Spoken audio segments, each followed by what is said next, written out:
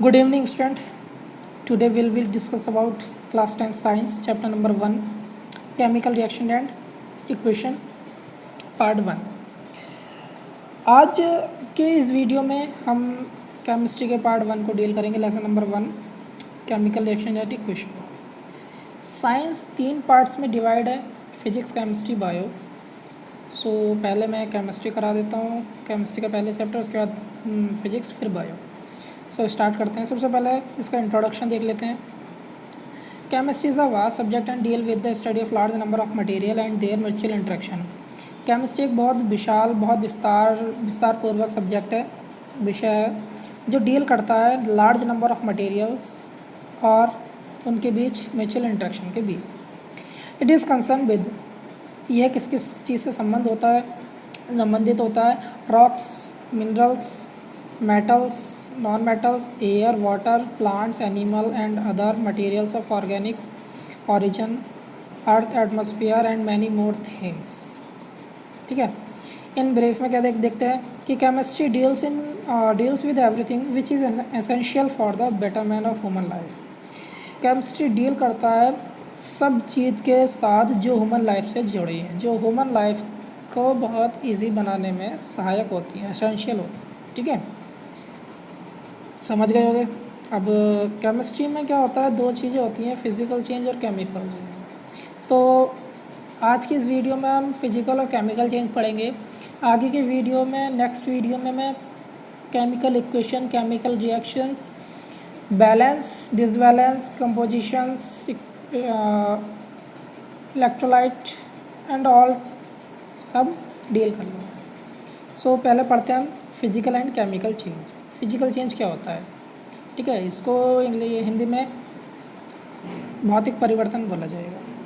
ठीक है, तो इंग्लिश में है a physical change is temporary. ये दो चीज़ें ध्यान रखना, टेम्परेरी और easily reversible. A physical change is a temporary and easily reversible change in which the physical property that is physical state, shape, size, appearance, density etcetera. ठीक है. Physical change क्या होता है? फिज़िकल चेंज एक temporary यानी कि कुछ क्षणों के लिए और ईज़िली रिवर्सिबल यानी कि आसानी से प्राप्त हो जाना बाद में, ये चेंजेस होता है.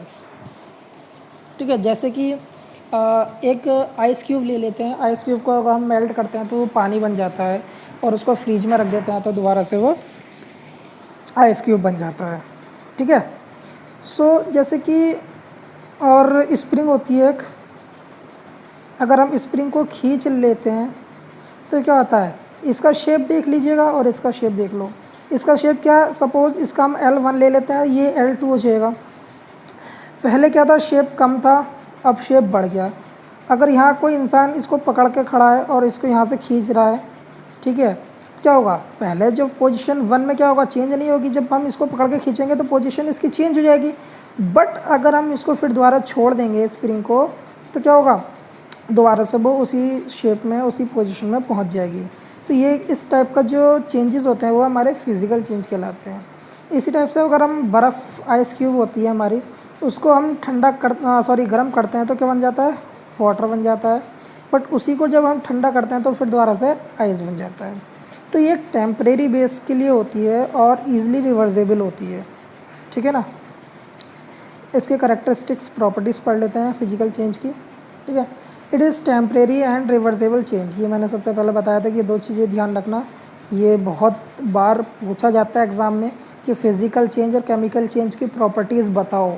फ़िज़िकल चेंज की और एग्ज़ाम में तो मैं कुछ एग्जांपल्स दे दिए जाएंगे, वो पूछा जाएगा कि फ़िज़िकल चेंज इनमें से छांटना है कि फ़िज़िकल चेंज कौन सा है और केमिकल चेंज कौन सा है. ठीक है. तो ये जो इसकी प्रॉपर्टीज़ है वो बहुत ही ज़्यादा इम्पोर्टेंट है. तो इट इज़ अ टेम्परेरी, ये कि टेम्परेरी होता है, रिवर्सिबल होता है, यानी कि आसानी से प्राप्त किया जा सकता है. दूसरा, only physical properties of substance change. केवल उसकी भौतिक यानी कि फिजिकल जो प्रॉपर्टीज़ होती है केवल वो चेंज होती है, जबकि केमिकल कंपोजिशन रिमेन अनचेंज. जो केमिकल कंपोजिशन होता है वो अनचेंज रहता है. ठीक है. तीसरा क्या है, no chemically new substance is formed. कोई भी केमिकली न्यू सब्सटेंस नहीं बनता है, उसमें ध्यान रखना. कभी गलती से जो है यस करके आ जाओ. चौथा part, mass of substance remain unchanged, जो इसका मास होगा सब्सटेंस का वो अनचेंज रहता है, वो कभी भी चेंज नहीं होता। No net energy change involve in the complete cycle of physical change, जो फिजिकल चेंज के पूरे प्रोसेस में जो उसकी एनर्जी होती है वो चेंज नहीं होती है, ये याद रखना। पूरी साइकिल का मतलब, ये साइकिल वो वाली साइकिल नहीं जो चलाते हो, इस साइकिल का मतलब है कंप्लीट प्रोसेस में, ठीक है। कंप्लीट प्रोसेस का मतलब है कि हमने प्रोसेस यहाँ से शुरू करा तो पूरा प्रोसेस लगा यहाँ तक होने में, ठीक है। तो पूरे प्रोसेस में एनर्जी खर्च नहीं होती है, ठीक है, जो थी वही रहती है। दूसरा पढ़ लेते हैं केमिकल चेंज। वन और more new substance with new physical and chemical properties, ठीक है, and it is not reversible process, it is not reversible process, क्योंकि ये रिवर्सेबल प्रोसेस नहीं है, और इट इज़ परमानेंट, ठीक है, ये परमानेंट प्रोसेस है। वन और more new substance with new physical and chemical properties, इसमें क्या होता है, इसमें एक या एक से ज़्यादा न्यू सब्सटेंस बनते हैं, ठीक है, with new physical and chemical properties. जब एक या एक से ज़्यादा सब्सटेंस बनेंगे तो उनकी फिजिकल और केमिकल दोनों प्रॉपर्टीज़ अलग होंगी, सेम नहीं होंगी। जबकि फिज़िकल चेंज में क्या था कि केवल उसकी फ़िज़िकल चेंज, शेप चेंज हो रही थी, और क्या था, उसमें कोई भी नई केमिकली चीज़ नहीं बन रही थी। बट यहाँ पर क्या होगा, फिज़िकल और केमिकल दोनों ही नए होंगे, सही है।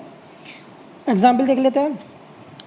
आयरन और कॉपर सल्फेट की जब हम आपस में रिएक्शन करवाते हैं, ये आयरन हो गया हमारा और ये कॉपर सल्फेट हो गया, ठीक है। जब इन दोनों की हम क्रिया कराएंगे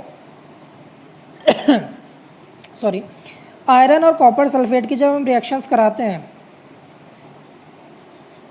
तब क्या बनेगा, फेरस सल्फेट प्लस कॉपर। जब आयरन की जो रिएक्शन है वो कॉपर सल्फेट के साथ कराएंगे तब हमें फेरस सल्फेट और कॉपर मिलेगा, ठीक है, जिसमें दो न्यू प्रोडक्ट मिलेंगे। ये लेफ़्ट साइड में लिखा होता है रिएक्टेंट्स होते हैं, और ये जो राइट साइड में एरो के बाद बनता है ये हमारे क्या होते हैं, प्रोडक्ट होते हैं। तो हमें दो प्रोडक्ट बनना है, फेरस सल्फेट और कॉपर, समझ गए, क्लियर हो गया। अगर कोई डाउट हो वीडियो देखने के बाद, अगर किसी भी टॉपिक में, किसी भी थ्योरी में अगर कोई दिक्कत आ रही हो तो मुझे कमेंट ज़रूर करें, ठीक है। अगर कोई दिक्कत आ रही हो मुझे कमेंट करके बताएं, जिससे कि मैं उसको आगे प्रॉब्लम को सॉर्ट आउट कर दूं, ठीक है। तो अब केमिस्ट्री में कैरेक्टरिस्टिक्स पढ़ लेते हैं इसके। तो सबसे पहले क्या है, it is a permanent and not easily reversible. मैंने बताया था कि फिजिकल जो होता है वो तो टेम्परेरी होता है और रिवर्सिबल होता है। ये क्या होता है हमारा कि ये परमानेंट होता है, ये कभी भी रिवर्सिबल नहीं होगा। एक बार हो गया चेंज तो हो गया, अदरवाइज़ नहीं होगा। जैसे कि बर्निंग ऑफ पेपर ले लो, बर्निंग पेपर, कागज़ है हमारे पास, उसको जला देंगे तो वो राख बन जाएगा। तो अगर लेकिन राख को जलाने के बाद दोबारा तो पेपर बन नहीं सकता ना, एक बार चेंज हो गया तो हो गया। वो क्या कहलाएगा, हमारा केमिकल चेंज कहलाएगा। जैसे जो मिल्क होता है, हमारा दूध होता है, जब वो फट जाता है तो क्या होता है, दही बन जाता है, उसका दही बन सकता है, मक्खन बन सकता है, ठीक है, पनीर बन सकता है, और मिठाइयाँ ही बन सकती हैं। बट क्या इन सब चीज़ों को चेंज करने के बाद दोबारा से हम उसको दूध में कन्वर्ट कर सकते हैं? नहीं ना। हम एक बार दूध को चेंज करने के बाद दोबारा से उसको दूध में चेंज नहीं कर सकते। तो ये क्या हो गया कि ये हमारा परमानेंट चेंज हो गया कि हम उसको दोबारा से वापस नहीं बना सकते। ऐसे एग्जाम्पल्स बहुत होंगे, ठीक है। तो आप फिज़िकल चेंज के एग्जाम्पल और केमिकल चेंज के एग्जाम्पल मुझे नीचे कमेंट बॉक्स में लिखकर बताएंगे कि फ़िज़िकल चेंज के एग्जाम्पल्स 4 फिजिकल और 4 केमिकल चेंजेस के मुझे एग्जाम्पल नीचे कमेंट बॉक्स में लिखकर बताएंगे, ठीक है। तो आगे, वन और more new substance are found एक ही एक से ज़्यादा न्यू सब्सटेंस बनता है, ठीक है। जैसे मैंने अभी एग्जांपल दिया मिल्क का, मिल्क है हमारा सिंगल रिएक्टेंट, बट इसकी वजह से कितनी सारी चीज़ें बनती है, दही भी बनता है और मक्खन भी बन जाता है, घी भी बन जाता है, कितनी सारी चीज़ें बन जाती हैं। तो एक से ज़्यादा सब्सटेंस बनते हैं। एनर्जी इज़ आइदर ऑब्जर्व और इवॉल्व, ऑब्जर्व होती है या निकलती है। Mass of substance is change, और जो मास होता है सब्सटेंस का वो चेंज हो जाता है, ठीक है। जैसे लकड़ी होती है, लकड़ी हमारी जो वुड होती है लकड़ी, उसको जब हम बर्न करते हैं, जलाते हैं, तो उसका मास उस टाइम अलग होता है जब वो जल जाती है। जब कोयला बनता है, कोयले के बाद राख बनती है, तो क्या होता है जब लकड़ी का कोयला बन जाता है तो उसके जो मास होता है वो चेंज हो जाता है। एंड देन आफ्टर जब वो राख बन जाता है तो उसका मास चेंज हो जाता है। तो mass of substance is changed, तो मास क्या होता है हमेशा चेंज्ड हो जाता है। तो आज की इस वीडियो में मैंने आपको क्या क्या पढ़ा दिया, मैंने आपको फिज़िकल पढ़ा दी, फिज़िकल चेंज, केमिकल चेंज।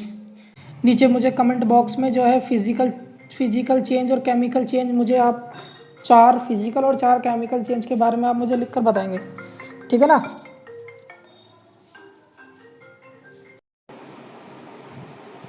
सो मिलते हैं नेक्स्ट वीडियो में, पार्ट इसका 2, जिसमें हम आगे की चीज़ें डिस्कस करेंगे, ठीक है।